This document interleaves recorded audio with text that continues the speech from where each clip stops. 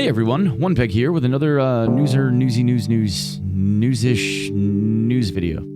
Hey, what's going on? So there actually isn't a whole lot to go over for the purpose of this video, other than that they changed a couple of the barter things. Well, they changed one barter twice. Instead of being able to trade a Bitcoin for a Tetris, now it's a Tetris and a green battery.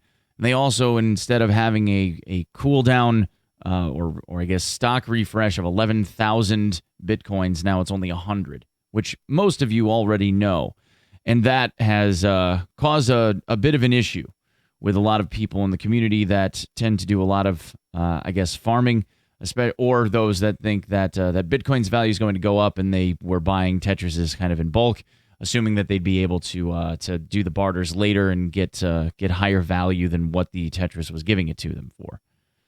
Now, I can understand the frustrations associated with that and BSG not giving anybody any announcements or anything like that, but that's kind of like BSG's thing. They don't announce when they make changes like this because they want people to have to do the discovery part. And good and bad, whatever it is, you take it when you can get it, you know? That was some really, really bad and broken English, but I'm doing what I can. So that's kind of, I guess, what has changed. There really hasn't been much else. There hasn't been any releases of information about any of the small patches or little updates or anything that we've gotten, or the large maintenance and what that changed, if anything. But what I really wanted to talk about for the purpose of this video kind of harkens back to these changes that are going on with the Bitcoin system. A lot of the perception around whether or not the flea market and the excess money kind of floating around in the economy is ruining the gaming experience. Now, there are two main sides to this argument. There's the people that find this to be kind of nice and enjoy the ability to make money a little bit more rapidly so that they can play the game the way that they would prefer. And then there's this other side of the argument where people think that the game should be a lot more difficult, more of a struggle in getting to the point where you can afford to have the good stuff, or making it so that the good stuff doesn't really exist hardly at all, so that it's more of a rarity, or like somebody decked out in lots and lots of gear is more of a unicorn than what you would see normally on any one of these maps. I kind of wanted to talk a little bit about the ideas behind Tarkov itself, what it's supposed to be from a vision standpoint, and how I don't look at the way that the game is being structured right now as something that anyone really should be worried about. Let's start first with something simple, like this Bitcoin argument, and how Bitcoin itself being tied to the real world's market values and fluctuations, and the skyrocketing value of Bitcoin has ruined the economy because there's too much money in circulation. Now, while I will concede that there is an awful lot more money floating around and inflation is a problem, at the very same time, there are still people that are coming into the game that have little to no experience. And this is going to probably be a recurring argument in the case of what it is that I have to say about this. In the case of those people that have little to no experience, they don't really have a whole lot of exposure to how Bitcoin has helped them become extremely rich and lucrative and cushy, and having millions and millions of rubles in their hideout with little to no worry whatsoever for, I guess, the loss of their kits. Now, I know that there have been some solutions that have been, I guess, suggested by the community at large, saying that there should be some kind of a fixed Bitcoin price of between 200 and 300K, and that would be plenty. There really isn't a need for much of anything else above and beyond that. The Bitcoin farm in general, and Bitcoin's value in general, is something that has been rather anomalous. Tarkov itself has been around for a very long time. The Bitcoin farm itself, I think, has been around for maybe like 2 years, if even that long. And at the same time, Bitcoin, the value of Bitcoin, hasn't seen a high in the terms of its value like it is right now, ever. Its value has quadrupled, more than quadrupled in just the last calendar year, and its value has more than doubled since December when 12.9 came out.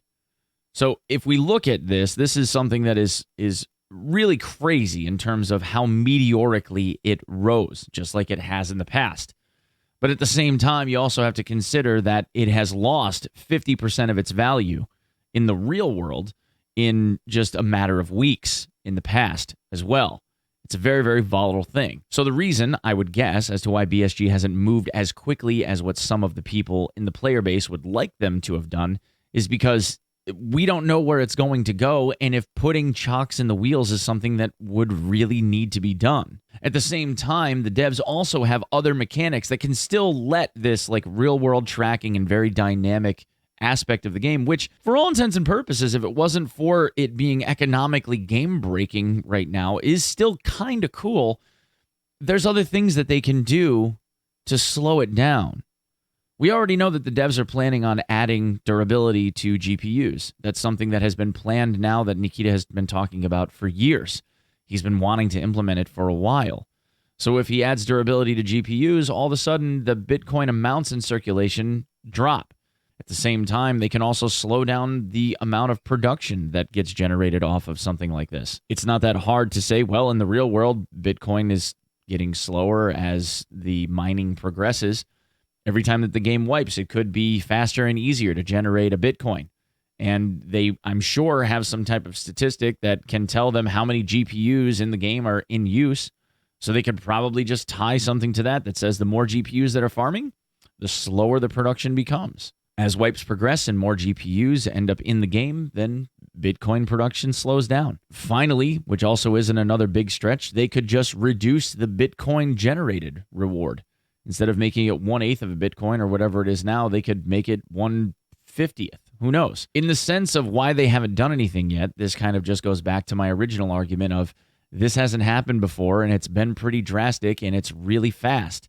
So for them to make a knee-jerk reaction and change all of this doesn't really make sense. The other argument that all of this leads into is the aspect of the flea market and whether or not the flea market exists at all or should exist, I guess I should say, in Tarkov to begin with. There's a lot of people on the hardcore side of the player base that say that the flea market is ruining everything. People have too much access once they get to level 10. As long as they have money, they can loot run and they can afford whatever it is that they want to be able to run as long as they have the money. Now, this promotes people pistol running for GPUs and selling very lucrative items on the flea market and allows them to be able to get rich at a low level and get good stuff. I don't know about you, but if I were a low-level player that was coming into something pretty late that was going up against a bunch of guys that have thousands of hours of experience, and in some cases, guys that have 10,000 plus hours of experience, I would personally want to take the best shot against them that I possibly could.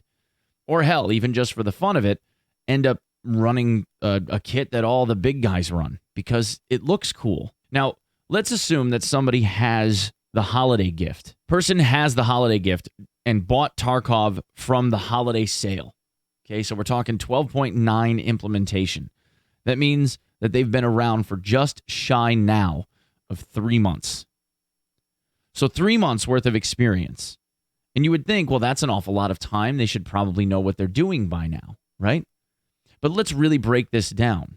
If 3 months is 12 weeks, and someone that works a normal day job comes home, has maybe not even a family, just has a girlfriend that they're trying to spend time with here and there, and they get a couple of hours a night on average, let's say 10 hours a week to be able to play Tarkov so that they can learn it. And maybe they watch some streamers and stuff and they get themselves to the point where they feel relatively comfortable. They learn how to do a loot run, which is probably the first thing that you should probably learn how to do in Tarkov so that you can make some money. Even after all of that time, you're talking 4 weeks to a month. That's 40 hours times 3 months, 120 hours-ish. Let's say on the outside, 150. Let's say 200 hours of experience. I don't know about you, but I was still completely uncertain of most of the maps, was getting easily confused by most of the maps, and was getting my butt kicked by scavs still at 200 hours of experience. 200 hours is almost nothing. Almost nothing.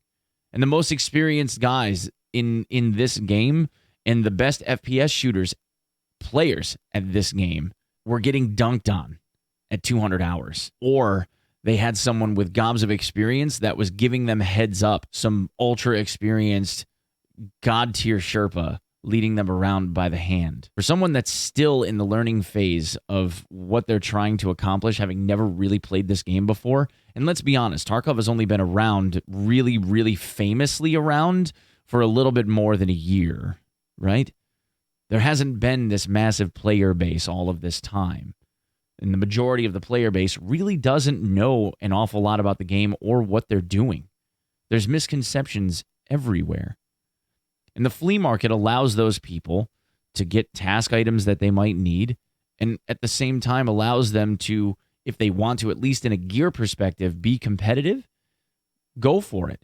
And then they end up gear feeding the guy that's got thousands of hours of experience, or not.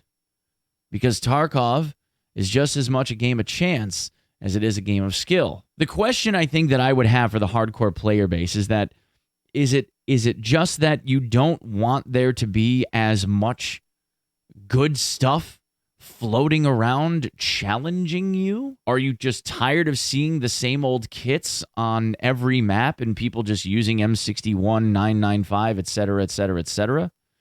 Or is it that you don't want to have to feel threatened by a level 7 guy that's running around in a slick Alton? See, because to me, if I was a guy that was brand new to the game, that's what I would want to be doing. I would want to be running around with the good stuff as long as I could afford it.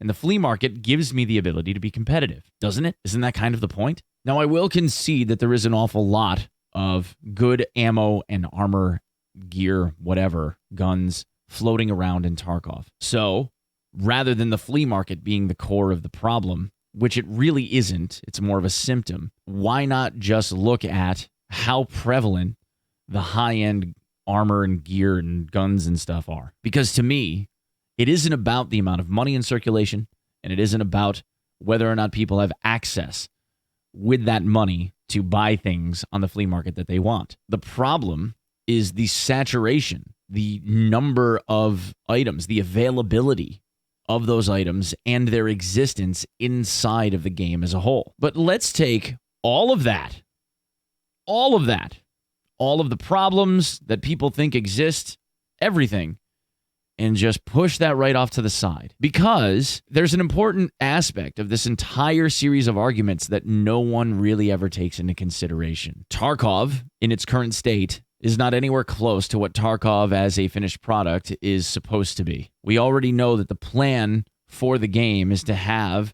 the NPCs that you trade with to be physically located on maps in different locations. You have to take your character, travel to those people, trade with them, and then get the things that you traded with them for back to your hideout. Only then will you have the ability to keep those things. The same is for the flea market. You have to physically travel at some point in the future to the flea market, trade your goods, and then run it back. If you die at any point in between, sorry, right? So, right now, the argument being that Tarkov is broken because there's so much access to so much stuff might be true. But the vision that the devs have for this game in the future could be molded completely by other aspects of the game that have yet to be implemented. And this is why, to me, it's always something that I have tried to preach. That it doesn't matter whether or not somebody is a hardcore player with gobs and gobs of hours. And it doesn't necessarily matter whether somebody is brand new to the game and is still trying to learn it. At the end of the day, the only people that truly know what Tarkov is going to look like and the moves that are being made to adjust for those things that are coming down the pike in the future are the devs. We're not the devs. And we're only responding to symptomatic issues that we are seeing going on in front of our faces right now. And we almost always fail to look at the big picture.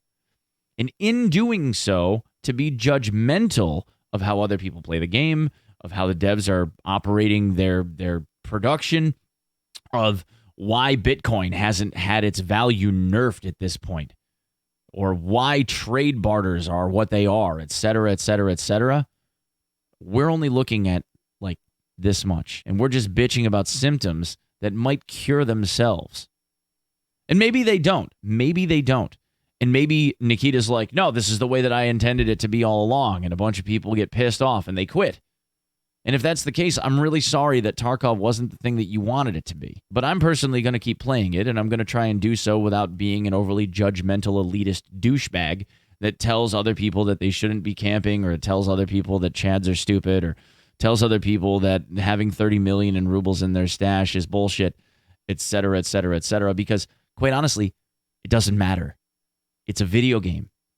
And while we all get frustrated with certain aspects of what happens inside of a video game, I just want to play the video game that got put in front of me without having to think about or worry about the grand scheme of things and talk about how everything's being ruined and the game isn't fun anymore. Go play something else. Tarkov will still be here. And one day maybe you come back and play it, and maybe you don't. But you had fun while you were learning how to play it, and it was challenging for you when you were in your first few hundred hours. If it's not challenging for you anymore and you find that to be a shame for yourself, I'm sorry. I find fun playing this game every day. And maybe if you guys change your perspectives on things, you could too. Who knows? I got faith in you. I really do. And I think if people tried to take a little bit more exercise in toning down their own judgmental bullshit, they probably would enjoy themselves a little bit more too. Anyway, thanks for checking out my video, boys. We'll see you in the streams. I'm live every morning at 8 a.m. Eastern Standard or earlier. We'll see you tomorrow. All right. Peace.